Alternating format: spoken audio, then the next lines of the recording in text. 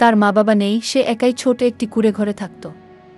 তার সম্বল বলতে ছিল একটি পুরনো ছাগল, নাম ছিল চান্দিগু। ছাগলটি দেখতে মোটেও আকর্ষণীয় ছিল না, গায়ের রং মলিন, গা চিকচিক করে না। কিন্তু রাকিব তাকে খুব ভালোবাসত। সে প্রতিদিন ভোরে উঠে ছাগলকে ঘাস খাওয়াতে নিয়ে যেত, নিজে না খেয়েও ছাগলের জন্য খাবার জোগাড় করত। লোকজন হাসত, এই ছাগলে তোর কি হবে রে রাকিব, এটা তো দুধও দেয় না। রাকিব হেসে বলতো,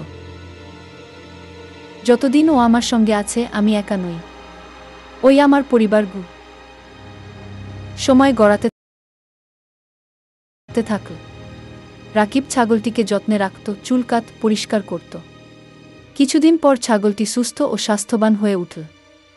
হঠাৎ একদিন দেখা গেল ছাগলটি দুধ দিতে শুরু করেছে। রাকিব প্রতিদিন গ্রামে দুধ বিক্রি করতে লাগল। তার উপার্জন বাড়তে থাকল। কিছুদিনের মধ্যে সে আরও 2টো ছাগল কিনে ফেলল। ধীরে তার একটি ছোট খামার হল। গ্রামের মানুষ যারা একসময় হাসাহাসি করত, এখন তারা রাকিবের পরামর্শ চায়। রাকিব কখনো কাউকে তুচ্ছ করেনি। সে বলতো, যে ভালোবাসে ও পরিশ্রম করে, সাফল্য তার দরজায় এসে দাঁড়ায়।